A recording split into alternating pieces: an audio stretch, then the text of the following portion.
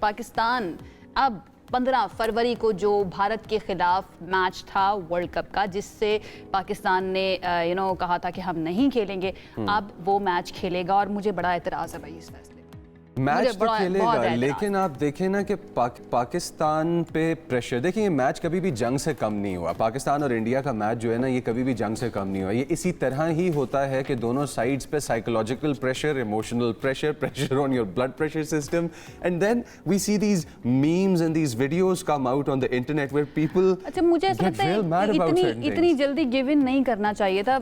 Although ये मेरा अपना पॉइंट ऑफ व्यू है, डेफिनेटली मोहसिन नकवी साहब या प्राइम मिनिस्टर साहब जो हैं वो चीज़ को ज़्यादा बेहतर समझ सकते हैं, लेकिन जो आवाम है ना उनके दरमियान मिला जुला ज़रा रद्द अमल आ रहा है। खैर, वज़ीर आज़म ने कौमी क्रिकेट टीम को मैच खेलने की इजाज़त फाइनली दे दी है। हुकूमत पाकिस्तान ने बांग्लादेश के शाना बशाना खड़े रहने के अज़्म का इआदा किया और कहा कि फैसला क्रिकेट के जज्बे और आलमी खेल के तसलसल के लिए किया गया। और वज़ीर आज़म ने ग्रीन शर्ट्स के लिए नई ख्वाहिशात का इजहार भी किया है और कहा है कि कौमी टीम स्पोर्ट्समैन स्पिरिट और कौमी वक़ार के साथ आलमी एहसास के लिए मैदान में उतरेगी। अब बहुत सारी बातें हुई और जो मुज़ाकरात हुए हैं, टॉक्स हुई हैं, आईसीसी के रिप्रेजेंटेटिव थे जिसमें बीसीबी के रिप्रेजेंटेटिव थे एंड मोहसिन नकवी साहब जो कि चेयरमैन पीसीबी हैं, वो भी मौजूद थे। तो उसमें 2-4 चीज़ें जो पता चली हैं अभी तक की इत्तलात के मुताबिक, वो ये हैं कि बांग्लादेश के ऊपर कोई जुर्माना आयद नहीं किया जाएगा आईसीसी की तरफ से, और इसके साथ साथ बांग्लादेश को एक इवेंट की मेज़बानी भी आने वाले सालों के अंदर दी जाएगी।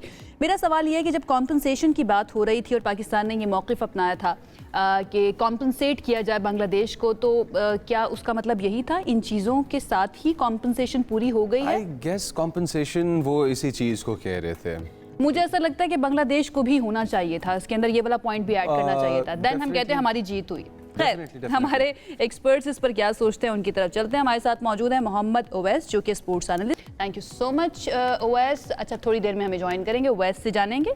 उस्मान खान हमारे स्पोर्ट्स रिपोर्टर हैं, उनकी तरफ चलते हैं और उनसे जानते हैं कि वो क्या सोच रहे हैं, उनको क्या लगता है सही फैसला हुआ या नहीं हुआ। Usman, thank you so much join करने के लिए। व्हाट यू थिंक, और स्पोर्ट्स के हल्के जो हैं या पेटी भाई जिनको कहा जाता है आपके, वो क्या सोच रहे हैं, एनालिस्ट क्या सोच रहे हैं, सही फैसला किया गया?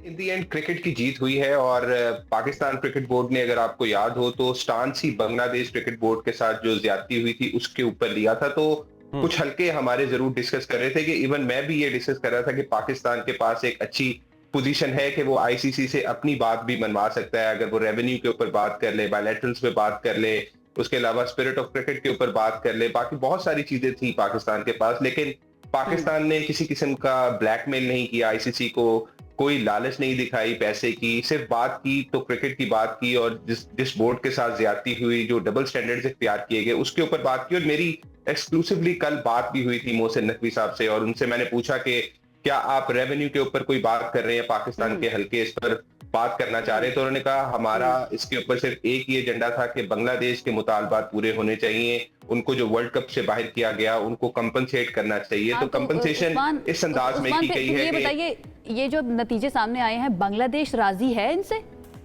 इत्तलात क्या कह रही हैं आप? देखें, बांग्लादेश क्रिकेट बोर्ड मुकम्मल तौर पर राजी है और कल बाकायदा तौर पर उन्होंने एक लेटर भी लिखा था पाकिस्तान क्रिकेट बोर्ड को और उनको बाकायदा तौर पर ये रिक्वेस्ट की गई पाकिस्तान क्रिकेट बोर्ड को कि आप 15 फरवरी का मैच खेलें। आपने इस तमाम सिनेरियो के अंदर जो किरदार निभाया है वो काबिले तारीफ है, काबिले सताइश है। और बाकायदा तौर पर चेयरमैन पीसीबी मोहसिन नकवी की बहुत ज्यादा तारीफ हुई इस तमाम सूरत हाल के अंदर, क्योंकि उन्होंने ही ये बांग्लादेश का मामला उठाया था और पाकिस्तान ने ये साबित किया है कि पाकिस्तान मुश्किल वक्त के अंदर किसी भी क्रिकेट बोर्ड का साथ देने को तैयार है। और इन दी एंड किसी ना किसी को तो आवाज उठानी है। आज पाकिस्तान क्रिकेट बोर्ड आवाज उठा रहा है, कल को कोई और उठाएगा। मैं ये देखना चाह रहा हूँ जब बिग 3 के अंदर से कोई लोग जिनके साथ ज्यादती होगी तो वो आगे से क्या करेंगे। और बाकी जो बोर्ड्स हैं, खास तौर पर यूएई क्रिकेट बोर्ड का भी उठाते हैं या नहीं उठाते, वैसे भी ज्वाइन करेंगे। I have a question over here. Usman, हमारे पास इस टाइम पे हमारे साथ मोहम्मद अवैस भी हैं, तो मेरे पास ये 2 पार्ट क्वेश्चन है। पहले एक शॉर्ट आंसर आपसे और फिर मैं शिफ्ट करूंगा मोहम्मद अवैस पे।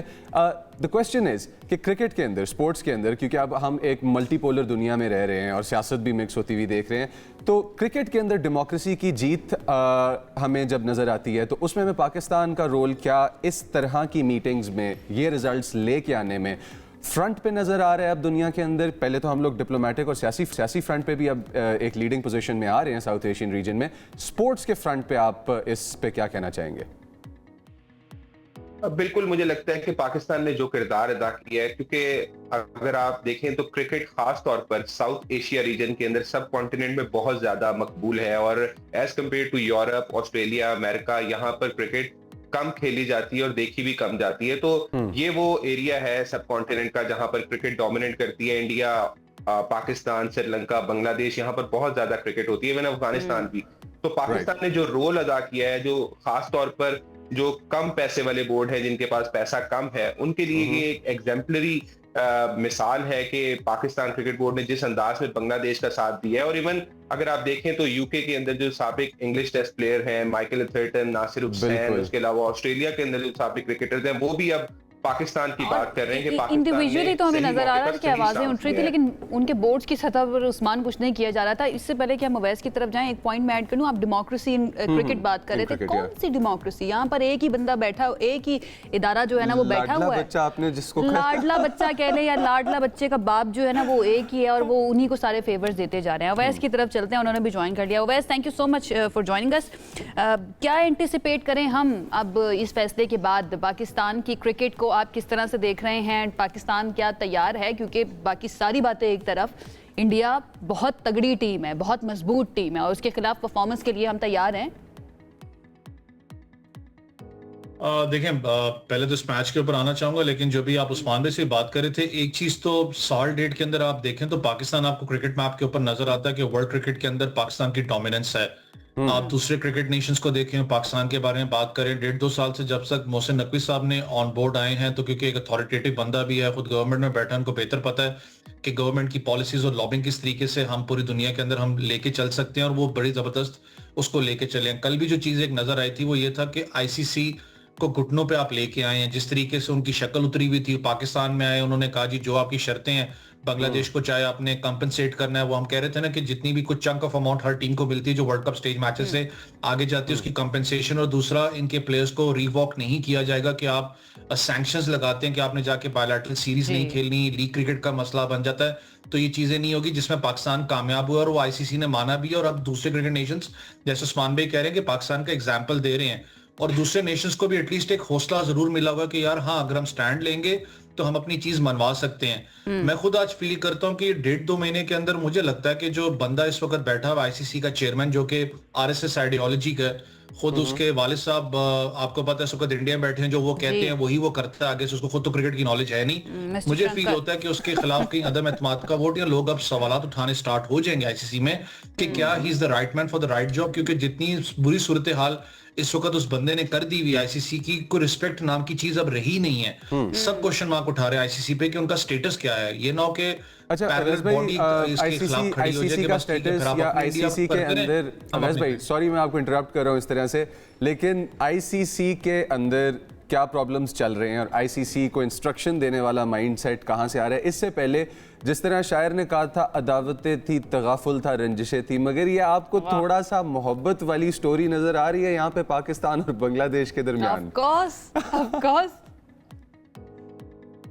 देखें, डेफिनेटली है, क्योंकि जिस तरीके से पाकिस्तान ने पूरा जितने भी मामलात हैं, आप देखें ना, एक कंट्री के साथ आप नाइंसाफी करते हो। एक पुराना क्रिकेट बोर्ड है आपका, फिर वहां पर व्यूअरशिप की बात करें, ब्रॉडकास्टर्स की बात करें, बिलियंस ऑफ पीपल हैं जो कि मैचेस देखते हैं, उनका भी एक रेवेन्यू जनरेट होता है। आप उस मुल्क के साथ किस सेंस में ज्यादती करते हो कि आप एकदम एक मीटिंग कॉल करते हो 14 रुकनी मेंबर्स की, और जो 12 रुकनी मेंबर्स हैं एकदम उसके खिलाफ वोट देते हैं और कहते हैं स्कॉटलैंड को ऑन बोर्ड ले लो, 2 टीम्स को, जो बांग्लादेश और पाकिस्तान है उसके अलावा वो चलते हैं।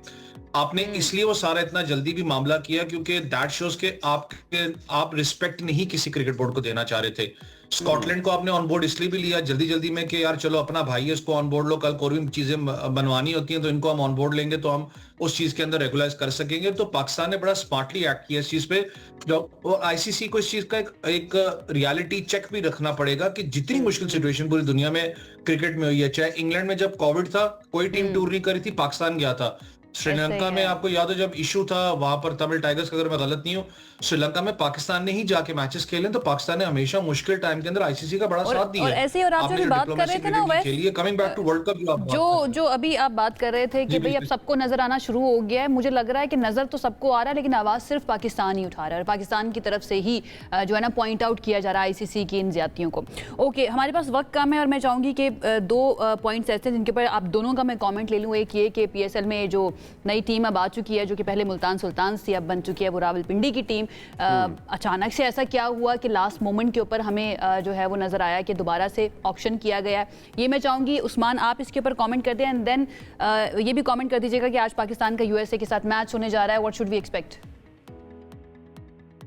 देखें, पहले पीएसएल पे बात कर लेते हैं, क्योंकि आपको याद होगा कि अली तरीन ने मुल्तान सुल्तान्स की ऑनरशिप फर्दर लेने से इनकार कर दिया था और क्यों उनके कुछ पीसीबी के साथ मामला भी खराब चल रहे थे, तो फिर पाकिस्तान क्रिकेट बोर्ड के जो बड़े हैं उन्होंने ये डिसाइड किया कि हम इसकी नीलामी करते हैं, क्योंकि इससे पहले जो हैदराबाद और सियालकोट की जो टीमें बिकी थी वो बहुत अच्छे पैसों पर बिकी थी, एक हिस्टोरिकल हाई प्राइस मिली थी पाकिस्तान सुपर लीग की दोनों टीमों को। लेकिन आज कल नीलामी हुई है रावलपिंडी की टीम की, उसमें भी रिकॉर्ड ब्रेकिंग बिड हुई और 245 करोड़ में वली टेक्नोलॉजी ने उसको खरीद लिया। बिल्कुल, और यहाँ पर सीडी वेंचर की मैं जरूर बात करूंगा। वो यंग बॉयज यूके से आए हुए थे और वो बेचारे, उनके आंखों में आंसू भी आए कि वो इस टीम को खरीद नहीं सके। उन्होंने 240 करोड़ तक बिड लगाई थी, काफी तगड़ा मुकाबला हो रहा था सीडी वेंचर और वली टेक्नोलॉजी में, लेकिन इन दी एंड वली टेक्नोलॉजी ने 5 करोड़ ज्यादा की बिड लगाई, तो उसके बाद वो बेचारे हिम्मत हार गए। तो ओवरऑल मैं समझता हूँ पाकिस्तान क्रिकेट के लिए बहुत अच्छा साइन है इतनी बड़ी बिड मिल जाना, और